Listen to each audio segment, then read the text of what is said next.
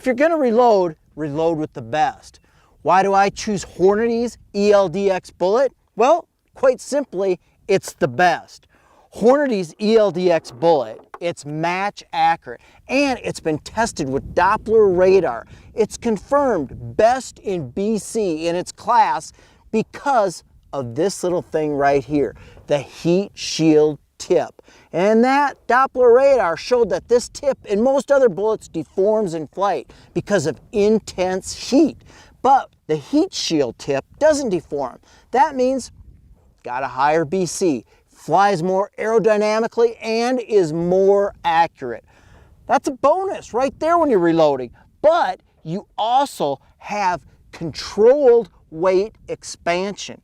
Now, when this bullet hits a white-tailed deer, or maybe even an elk, depending on what you're hunting, you want it to create a devastating wound channel. Well, the ELD-X bullet was designed again, the shank, the core, to hold up to hits, whether you're shooting less than 400 yards, where the bullet will retain 50 to 65% of its original weight, or 400 plus yards, where it will retain 85 to 95% of its weight.